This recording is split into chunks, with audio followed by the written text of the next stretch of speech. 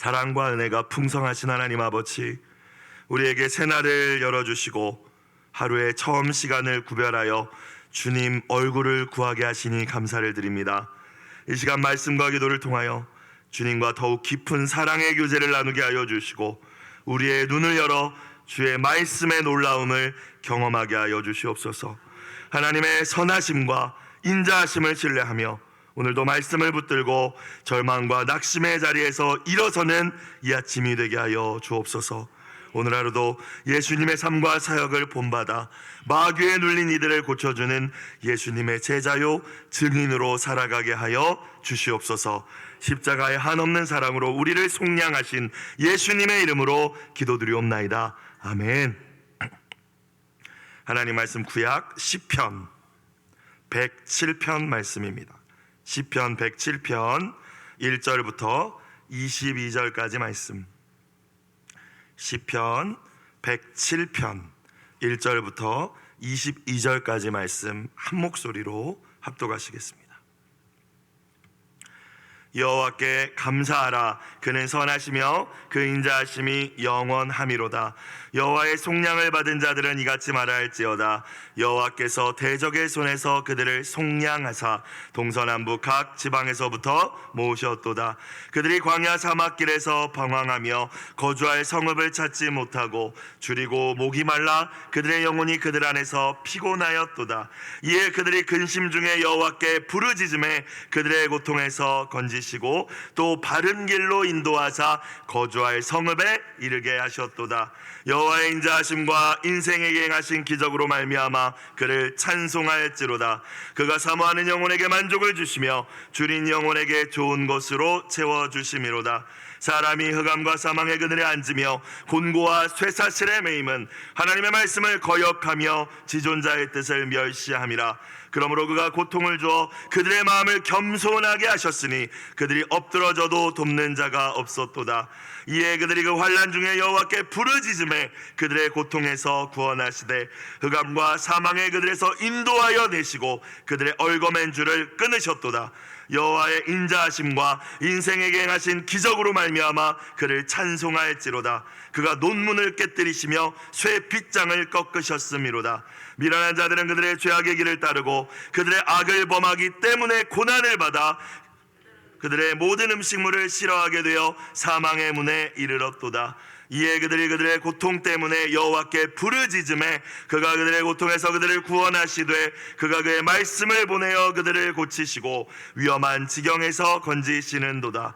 여호와의 인자하심과 인생에게 행하신 기적으로 말미암아 그를 찬송할지로다. 감사제를 드리며 노래하여 그가 행하신 일을 선포할지로다. 아멘. 이 아침 우리에게 주신 귀한 말씀을 통하여서 하나님의 마음과 또 깊은 뜻을 깨닫는 은혜가 있으시기를 주님의 이름으로 축원합니다. 하나님을 잘 믿는다는 것, 신앙생활 잘한다는 것, 여기 나오신 성도님들은 또 많이 들으시고 또 다 아실 것입니다.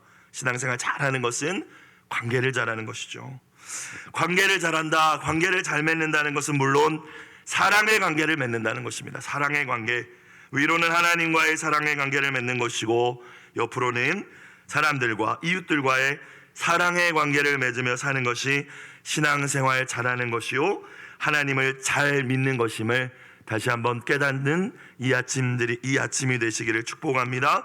예배를 우리가 참석하고 헌금도 드리고 교회 봉사도 하고 말씀생활, 기도생활도 열심히 하지만 그 모든 종교적 행위는 반드시 사랑으로부터 시작되고 사랑으로부터 기인한 것이 되어야 할 줄로 믿습니다. 그렇지 않으면 우리가 하는 모든 것들은 다 율법적인 행위이고 또 바리새인들과 같은 잘못에 빠질 위험이 있기 때문이죠. 그런데 생각해 보면 우리가 하나님을 사랑한다고 할 때 하나님과의 사랑의 관계는 우리의 의지나 의무감으로 맺을 수 있는 것은 아닙니다. 하나님과의 사랑의 관계를 맺기 위해서 반드시 나를 향한, 우리를 향한 하나님의 사랑을 깨닫는 일, 그것이 가장 먼저 이루어져야 될 일인 줄로 믿습니다. 왜냐하면 우리가 먼저 하나님을 사랑한 것이 아니라 그분께서, 하나님께서 먼저 우리를 사랑하신 것이라고 말씀하시기 때문이죠. 그래서 그 사랑을 아는 만큼 우리도 하나님을 사랑할 수 있는 것입니다. 그 사랑을 모른다면 하나님을 사랑할 수 없는 것입니다. 사랑할 수 없기 때문에 우리가 예배도 드리고 기도도 하고 다 할 수 있겠지만 사랑의 관계는 되지 않는 것이죠. 하나님의 사랑의 깊이와 넓이를 아는 만큼, 그 사랑을 깨달은 만큼 우리는 하나님을 사랑할 수 있고 또 그 사랑을 사람들에게, 세상을 향하여 흘려보낼 수 있게 될 줄로 믿습니다. 여러분은 하나님의 그 사랑을 정말 얼마나 알고 계십니까? 얼마나 여러분의 인생의 여정 가운데 그 사랑을 깊이 체험하셨습니까? 그 사랑을 더 깊이 깨달아 알아가는 귀한 이 아침이 되시기를 주님의 이름으로 축복합니다. 오늘 말씀 시편 107편의 말씀은 참 아름다운 시죠. 하나님의 구원과 인도하심에 대한 감사의 찬양입니다. 시인은 하나님께서 아무 자격 없는 우리를 속량해 주시고 또 어쩔 때는 가장 좋은 길로 인도해 주시고 고난을 만났을 때는 또 부르짖으면 구원해 주시는 그 이유가 뭐라고 이야기합니까? 조건 없이 베풀어 주시는 한결같은 영원한 사랑 때문이라고 이야기합니다. 그게 1절 말씀입니다. 여호와께 감사하라. 감사하라는 것은 감사의 찬양을 드리며 영광을 드리며 하나님을 영화롭게 해드려라, 이런 의미겠죠. 감사하라. 왜 하나님께 감사하라고 이야기합니까? 그는 선하시며 그의 뭐가? 인자하심이 영원함이로다. 히브리어 헤세드 들어보셨을 거예요. 이거 정확하게 번역하기 어려운 단어라고 하더라고요. 헤세드, 조건 없이 또 영원히 베풀어 주시는 은혜, 사랑, 이것이 인자하심이라는 단어입니다. 하나님께 감사와 찬양과 영광을 올려드리십시오. 왜냐하면 하나님께서는 저와 여러분에게 영원한 사랑, 한결같은 사랑을 베푸시는 좋으신 하나님이시기 때문입니다. 이런 말이잖아요, 1절이. 그렇죠? 여러분, 우리가 하나님의 백성인 저와 여러분이 하나님을 찬양함이 마땅함은, 하나님 찬양하는 것이 의무이기 때문이 아니라 그냥 어쩔 수 없어서가 아니라 하나님께서 저와 여러분에게 변함없이 예전 2000년 전 십자가 사건에서만 그 사랑을 보여주신 것이 아니라 오늘도 동일하게 그 사랑으로, 한결같은 사랑으로, 또 앞으로 영원토록 그 사랑으로 베풀어 주실 것이기 때문임을 붙드실 수 있는 이 아침이 되시길 주님의 이름으로 축복합니다. 그래서 나의 감정이 어떠하든지, 내가 지금 처해 있는 상황과 환경이 어떠하든지 하나님의 자녀인, 하나님의 백성인 저와 여러분은 마땅히 하나님께 감사와 찬양을 돌려야 되는 것이죠. 그분은 선하시고 그분의 우리를 향한 사랑은 변함이 없기 때문입니다. 2절부터 이 시인이 그 한결같은 하나님의 사랑이 어떠한 사랑인지 이제 이야기하고 있습니다. 노래하고 있습니다. 하나님의 사랑의 다양한 모습들을 이야기하고 있어요. 볼까요? 첫 번째, 하나님이 우리에게 베풀어 주시는 그 한량없는 인자하심의 헤세드의 사랑은 어떤 사랑입니까? 우리를 속량하신 사랑인 줄로 믿습니다. 2절 3절, 여호와의 속량을 받은 자들은 이같이 말할지어다. 여호와께서 대적의 손에서 그들을 속량하사 동서남북 각 지방에서부터 모으셨도다. 속량이라는 단어가 쉬운 단어는 아니죠. 법적인 용어입니다. 노예 신분의 이 사람이 자유하게 되기 위해서는 누군가가 이 노예의 몸값을 지불해야 되는데, 노예가 무슨 일을 하면서 그 자신의 몸값을 지불할 수 있겠습니까? 없죠. 누군가가 지불해 주었을 때 이 노예가 자유를 얻는 것, 이게 속량입니다. 처벌받아야 마땅한 죄인의 죄값을 그 죄인은 지불할 수가 없는데 다른 누군가가 아무 조건 없이 그 죄값을 지불해 주어서, 그 생명값을 대신 지불해 주어서 죄의 처벌을 면하게 해주는 것, 이것이 속량인 줄로 믿습니다. 하나님을 떠나 범죄한 이스라엘은 영원히 버림받아 마땅했지만 하나님께서는 물론 70년 포로 그 징계의 시간은 허락하셨지만 그 70년 징계의 시간이 끝났을 때 아무 조건 없이 그저 하나님의 변함없는 그 사랑하심으로 흩어져 있는 자기 백성을 다 모으셔서 다시 약속의 땅으로, 예루살렘으로 돌아오게 하신 줄로 믿습니다. 속량해 주신 거죠. 자, 저와 여러분은 어떻습니까? 어떤 속량을 우리가 받았습니까? 우리의 힘과 노력으로는 결코 어떤 방법으로도 우리가 일평생 무엇을 한다 한들 갚지 못할 죄의 값, 지옥 멸망에 들어가는 것이 마땅했던 그 죄의 값, 그렇게 해야만 치를 수 있었던 우리의 죄의 값, 그 죄의 값을 대신 치러주시기 위하여서, 우리를 건져주시기 위해서, 우리를 속량해 주시기 위해서 하나님께서는 하나뿐인 아들, 여러분 하나뿐인 아들 상상해 보십시오. 나에게 외아들, 하나뿐인 그 아들의 생명을 아무 쓸모없는 우리의 생명과 바꿔주신 것이죠. 인간으로 이 땅에 보내셔서 우리의 죄값으로 내어주시고 저와 여러분을 속량해 주신 줄로 믿습니다. 여러분, 이것이 우리가 받은 구원이지 않습니까? 이거는 말로 표현할 수 없는 사랑입니다. 어떤 목사님은 조금 이렇게 험한 표현으로 미친 사랑이라고 표현하시더라고요. 미친 사랑이지 않습니까? 진짜 어떻게 이런 사랑이 가능한 것입니까? 사랑하는 여러분, 신앙생활의 기쁨이 사라지고 감사를 혹시 잃어버리셨습니까? 우리가 이제 11월을 맞이하고 추수감사주일이 다가옵니다. 아무 자격 없는 나에게 영원한 생명을 주시기 위해서, 자녀 삼아 주시기 위해서 하나님께서 치르신 그 대가가 무엇이었는지를 십자가를 바라볼 때마다 깊이 묵상하실 수 있기를 축원합니다. 하나님께서 저와 여러분을 구원하신 그 십자가의 사랑으로 이번 한 해는 별로 감사할 게 없네, 이게 아니라 이미 베풀어 주신 그 십자가의 어마어마한 사랑으로 오늘도 변함없이 저와 여러분을 동일하게 그 사랑으로 사랑하시는 그 인자하신 하나님의 사랑 때문에 변함없는 찬양을 올려드릴 수 있는 저와 모든 분들이 되시길 주님의 이름으로 부탁드립니다. 자, 두 번째, 속량하신 사랑에 이어서 하나님의 사랑은 또 어떤 사랑인가요? 부모님이 그 자녀를 좋은 길로 인도해 주기 위해서 노력하듯이 하나님의 사랑은 언제나 우리를 바른 길로, 생명의 길로 인도해 주시는 사랑입니다. 목자의 사랑입니다. 누구에게나 인생길은 처음 걸어보는 길이죠. 그죠? 두 번째 인생을 사시는 분은 안 계시지 않습니까? 낯섭니다. 걸어보지 않은 길입니다. 그래서 때로는 광야 사막길을 걷는 것처럼 곤고합니다. 왜요? 어디로 가야 될지 모르거든요. 우리는 안다고 생각하지만 무엇이 진짜 행복한 길인지, 우리의 자녀들을 어떻게 기르는 게 바른 길인지, 또 내가 오늘 당장 어떤 선택을 하고 살아야 되는지 우리는 아무것도 알지 못합니다. 알지 못한다는 건 참 두려운 일입니다. 한 치 앞도 알지 못한다는 건 참 답답한 일입니다. 그런데 하나님의 사랑은 그런 우리를 내버려 두지 않으시고 가야 하는 바른 길로, 생명의 길로, 진리의 길로 언제나 인도해 주시는 사랑인 그 사랑을 베풀어 주시는 하나님이심을 믿으실 수 있기를 주님의 이름으로 축복합니다. 4절, 그들이 광야 사막길에서 뭐하며? 방황하며. 우리의 인생이 그렇죠. 거주할 성읍을 찾지 못하고 어디로 가야 되는지, 어디가 진짜 생명의 길인지, 어디가 진짜 안식을 얻을 수 있는 길인지를 알지 못하여서 답답할 때 당장 어디 가서 사역을 해야 되는지, 어디 가서 개척을 해야 되는지, 목회자인 저로 예를 든다면요, 몰라 답답할 때 5절, 계속 사람이 답답하면 어떻게 됩니까? 줄이고 목이 말라. 실제로 목마르고 배고프다는 의미도 있겠지만 마음이 줄이고 목이 마르죠. 그죠? 어찌할 바를 모르면 마음이 줄이고 목이 마릅니다. 그리고 결국 그들의 영혼이 그들 안에서 어떻게 됩니까? 피곤하죠. 너무 힘이 들죠. 그런데 6절, 이에 그들이 근심 중에 여호와께 보함에 부르짖음에 그들의 고통에서 어떻게 해주십니까? 건지시고. 7절, 또 바른 길로 인도하사 거주할 성읍에 이르게 하시는 분이 우리 하나님이심을 믿으실 수 있길 주님의 이름으로 축원합니다. 거주할 성읍이라는 것은 물론 궁극적인 의미는 천국이겠죠. 우리의 영원한 안식처까지 우리를 인도해 주신다는 의미입니다. 그리고 우리의 인생, 이 땅의 인생을 돌아볼 때는 하나님이 원하시는 바른 선택이겠죠. 우리가 가야만 할 그곳, 있어야 할 그 자리에 하나님께서 반드시 인도해 주신다는 말씀인 줄로 믿습니다.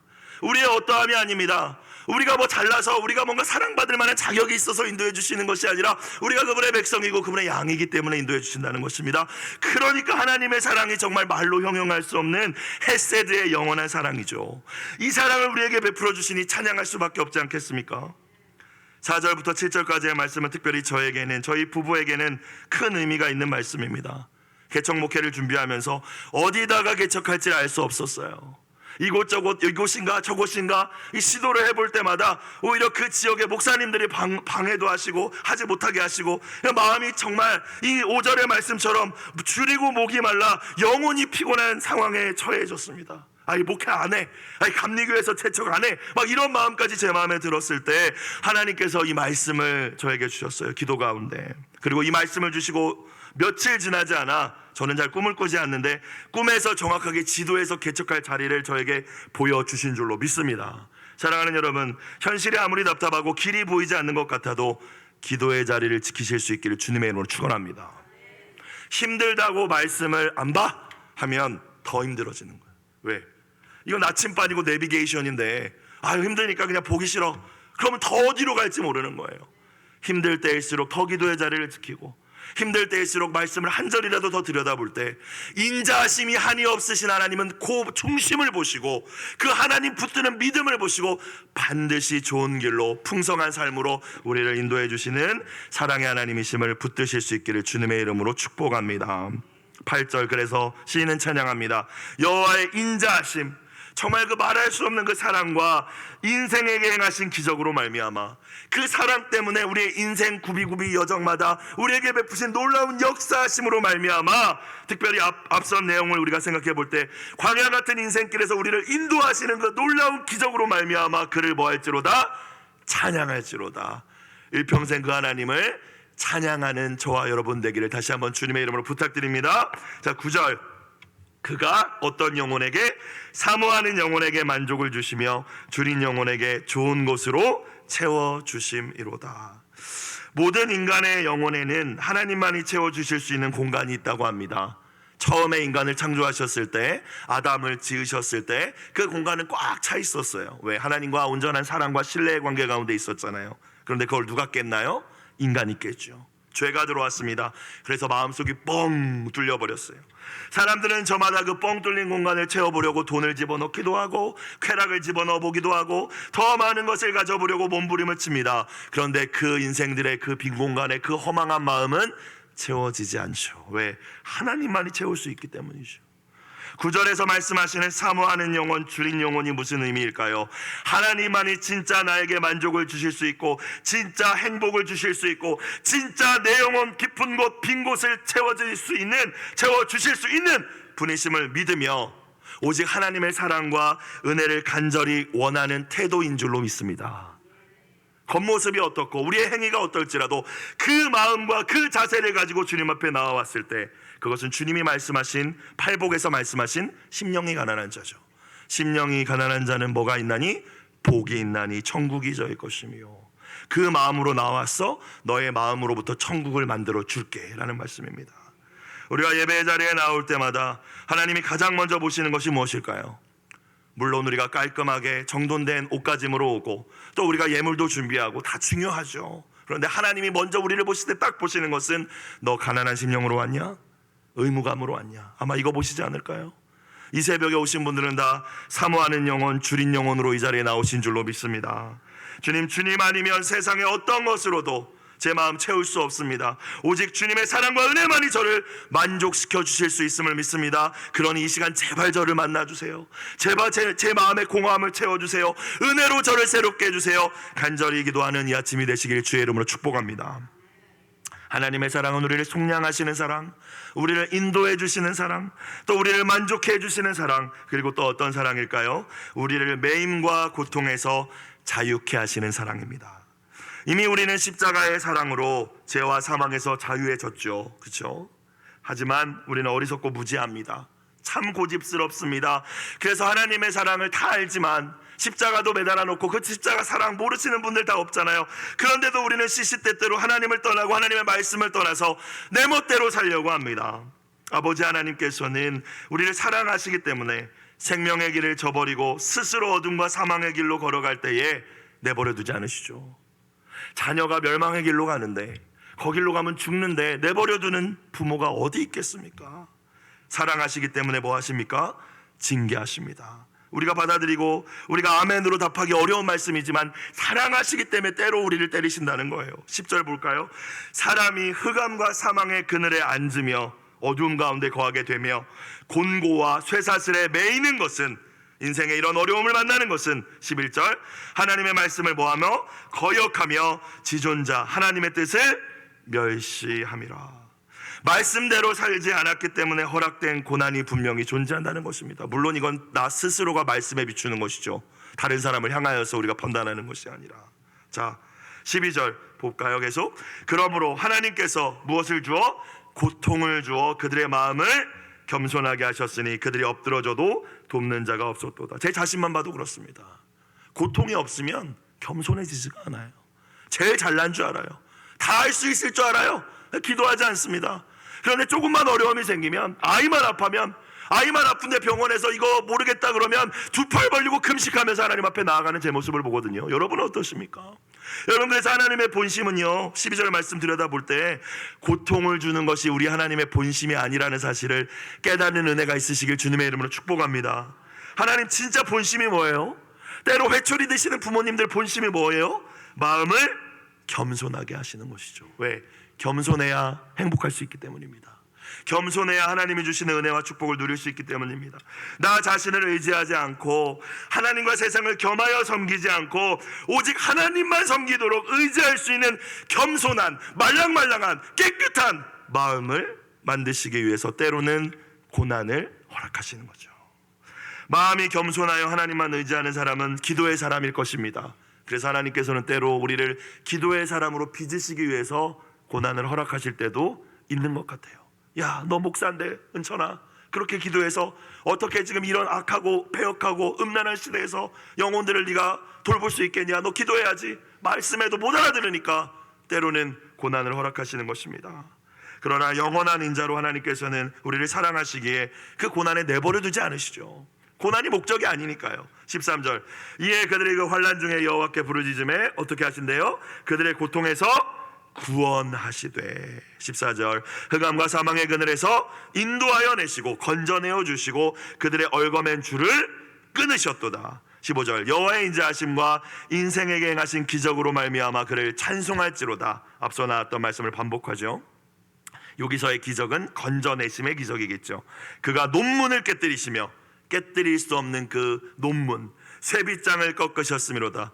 풀 수 없는, 꺾을 수 없는 쇠빗장, 마치 베드로를 감옥에서 사슬을 끌어서 풀어주시듯이 우리를 묶고 있는 그 모든 사슬과 결박과 논문과 쇠빗장을 주님께서 꺾어주실 줄로 믿습니다. 이것이 하나님의 인자하심 사랑입니다.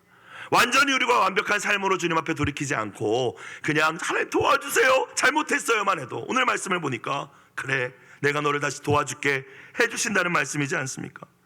사랑하는 여러분, 여러분의 인생 가운데 하나님의 이 놀라운 기적을 얼마나 경험하시며 살아오셨습니까? 하나님과 여러분 사이에 정말 누군가에게 즐겁게 또 재미있게 이렇게 증거할 그 스토리가 있으십니까? 스토리가. 여러분, 스토리가 있어야 됩니다. 성경이 가장 중요하지만 우리가 전도할 때 이 성경을 가지고 물론 전해야 되지만 우리의 안에 스토리가 있어야 됩니다. 지식은 한계가 있어요. 나의 스토리를 이야기해 줄 때 사람들은 감동합니다. 나의 하나님을 경험한 이야기를 얘기할 때 나도 그렇게 해봐야지 생각합니다. 어떤 방법으로도 빠져나올 수 없는 상황 가운데에서 나를 건져주신 하나님, 나를 묶고 있는 사슬에서 나를 해방시키신 그 하나님, 논문과 쇠빗장을 깨뜨리시고 꺾으신 그 하나님의 놀라운 역사가 앞으로도 여러분의 인생의 여정 가운데 풍성히 넘쳐나시기를 주님의 이름으로 축원합니다. 마지막 한 가지 더 생각해 본다면 하나님의 사랑은 우리를 치유하시는 사랑입니다. 17절 다시 보겠습니다. 미련한 자들은 그들의 죄악의 길을 따르고 그들의 악을 범하기 때문에 고난을 받아. 18절, 그들은 그들의 모든 음식물을 싫어하게 되어 사망의 문에 이르렀도다. 밥맛을 잃었다라는 것이죠. 음식물을 싫어하게 된다는 것은 건강을 잃어버리거나 병에 걸려 죽음에 이르게 되었다라는 의미입니다. 지혜가 무엇입니까? 하나님을 경외하는 게 지혜죠. 솔로몬이 하나님을 경외하는 것이 지혜의 근본이라고 이야기하면서 더불어 하나님을 경외한다는 것은 악을 미워하는 것이라고 이야기합니다. 그럼 반대로 생각해 보면 지혜 없고 어리석은 것은 죄악의 길을 걷고 악을 범하는 것이겠죠. 개가 미련해서 토한 것을 계속 다시 먹듯이 미련한 자는 그 미련한 짓을 반복합니다. 그리고 그 결과 하나님은 앞서 말씀했듯이 징계의 회초리를 드실 때가 있습니다. 그리고 그 징계가 육체의 고통으로 올 때가 있다라는 말씀입니다. 여러분, 물론 오해하지 마십시오. 여러분이 고난 가운데 질병 가운데 있는 것이 다 죄의 결과라는 말씀을 드리는 것은 아닙니다. 하지만 내가 내 자신을 돌아볼 때에 그럴 수도 있다라는 말입니다. 왜냐하면 요한복음 5장에서 예수님께서 베데스다의 38년 된 병자를 고쳐주신 다음에 그에게 하신 말, 더 심한 것이 생기지 않게 다시는 죄를 범하지 말라 그러시거든요. 어떤 육체의 과시와 고통은 우리의 죄 때문에 오는 것도 있다라는 사실입니다. 그런데 중요한 것은 그게 어디서 왔느냐, 그게 내가 벌받은 거냐, 이걸 생각하기보다 더 중요한 게 무엇입니까? 하나님께서는 그 질병 속에서, 고통 속에서도 우리를 향한 사랑을 변함없이 베풀어 주시는 하나님이시라는 것입니다. 그게 19절 말씀입니다. 이에 그들이 그들의 고통 때문에 여호와께 모함에 부르짖음에 그가 그들의 고통에서 그들을 구원하시되. 이게 붙들어야 될 말씀이죠. 그가 그의 말씀을 보내어 그들을 고치시고, 하나님의 말씀에 치유의 능력이 있다라는 것이죠. 뭐 기적을 행하셨다라는 표현보다 말씀을 보내서 고치셨다라고 표현합니다. 위험한 지경에서 더 큰일 날 수도 있었는데, 더 일어나지 못할 수도 있었는데, 그 지경에서 뭐 하셨도다? 건지셨도다. 그러면서 다시 반복합니다. 21절 여호와의 인자하심과 인생에게 행하신 기적으로 말미암아 그를 찬송할지로다. 자, 오늘 시편 말씀을 여러분 쭉 돌아보시면 21절에 이 표현이 앞서 15절과 8절에 3번 총 나오죠. 그러면 우리가 하나님의 인자하심, 그 영원하신 사랑과 놀라운 기적을 근데 시인이 오늘 말씀을 보니까 언제 경험한다고 이야기합니까? 지금 3번 등장하잖아요. 갈 길 몰라 방황하고 영혼이 피곤할 때 경험하는 기적이고, 하나님의 말씀 거역하여서 우리가 고난당할 때 건져주시는 기적을 경험한다고 했고, 또 때로는 악을 범함으로 어리석어서 질병의 고통이 임할 때에도 부르짖으면 하나님께서 건져주신다고 했어요. 자, 그러니까 우리는 뭘 발견할 수 있습니까? 고난은 결코 저주가 아니라 하나님의 백성, 하나님의 자녀에게 고난이란 하나님을 경험할 수 있는 기회요 축복인 줄로 믿습니다. 왜냐하면 고난 다음에 항상 이렇게 찬양하잖아요, 그죠? 고난 다음에 하나님 나를 건져주셨다고 찬양하잖아요. 여러분, 그런데 하나를 더 봐야 돼요. 모든 사람이 다 고난 만났다고 해서, 고통 만났다고 해서 하나님 경험하는 건 아닙니다. 우리가 오늘 반복되는 한 가지 단어를 다 발견하셨을 거예요. 고난 만나서 하나님과 더 멀어지는 경우도 있잖아요, 그죠? 자, 6절, 13절, 19절 어떤 표현이 반복됩니까? 여호와께 부르짖음에 반복됩니다. 여호와께 부르짖음에. 사랑하는 여러분, 하나님의 기적은, 하나님의 그 인자하심은 우리에게 변함없이 언제나 우리에게 동일하게 흘러오고 있습니다. 하지만 우리의 인생 가운데 하나님의 놀라우신 그 헤세드가 증명되는 사건들은 언제나 부르짖을 때 일어난다는 사실을 기억하실 수 있길 주님의 이름으로 축복합니다. 하나님의 인도하심, 하나님의 구원하심, 하나님의 치유하심을 구하며 우리가 간절히 기도할 때 하나님은 나만이 할 수 있는 방법으로 그것을 행하겠다고 말씀하시고 이루시는 분인 줄로 믿습니다. 우리가 자격이 있어서가 아닙니다. 그저 조건 없이 변함없는 우리를 속량하신 그 십자가의 사랑을 다시 베풀어 주시는 것이죠. 여러분의 인생 가운데 이 하나님의 사랑을 얼마나 경험하셨습니까? 또 우리의 자녀들은 이 사랑을 진짜 경험하고 있습니까? 하나님이 사랑이시래 백날 이야기하는 거 물론 중요하지만 그 사랑을 경험할 수 있도록 우리의 자녀들을 기도의 사람으로 세워가고 계십니까? 이 하나님의 놀라운 사랑을 경험한 저와 여러분이 이제 일평생 해야 될 일이 있습니다. 우리 다 똑같이 22절 감사제를 드리며 노래하여 뭐 해야 돼요? 먼저 하나님을 마음 다해 찬양하며 감사로 예배하는 것, 저와 여러분이 천국 가서까지 영원히 해야 될 일인 줄로 믿습니다. 두 번째, 그가 행하신 일을 뭐 하는 거? 선포할지로다. 영혼 구원하여 제자 삼는, 아직도 이 하나님의 사랑을 모르는 이들에게 그 하나님의 사랑을 전하고 선포하는 거, 우리 평생도록 일생토록 해야 할 일이라고 시인은 이야기합니다. 오늘 공동체 기도 제목, 모든 인생길에서 선하심과 인자하심을 끊임없이 베풀어 주시니 감사합니다. 이 아침 기도하실 때 특별히 여러분의 구비구비 인생 여정 가운데 오늘 시인의 고백과 같이 베풀어 주신 그 인도하심, 건져내심, 치유하심, 그 과거의 사건들을 기억하며 하나님께 마음을 다한 찬양과 경배로 영광을 올려드리는 귀한 한날을 살아내시길 주님의 이름으로 부탁드립니다. 기도드리겠습니다. 영원하신 사랑으로 우리를 속량하신 하나님, 고난 속에서 부르짖는 자에게 반드시 구원을 베푸시는 하나님을 찬양합니다. 감당하지 못할 고난의 수렁에 빠지게 될지라도 반드시 우리를 건져내어 주시는 하나님의 인자하심과 성실하심을 찬양하는 저희가 되게 하여 주옵소서. 십자가의 놀라운 사랑이 영원토록 우리와 함께 하심을 굳게 믿게 하여 주시어 실패와 좌절 속에 머무르지 않게 하여 주시고 늘 새로운 기회를 우리에게 주시는 그 하나님을 더욱 의지하며 기도의 자리를 지키게 하여 주시옵소서. 하나님의 사랑의 확실한 증거가 되셔서 이 땅에 오신 예수님의 이름으로 기도드리옵나이다. 아멘. 주기도문 드리겠습니다.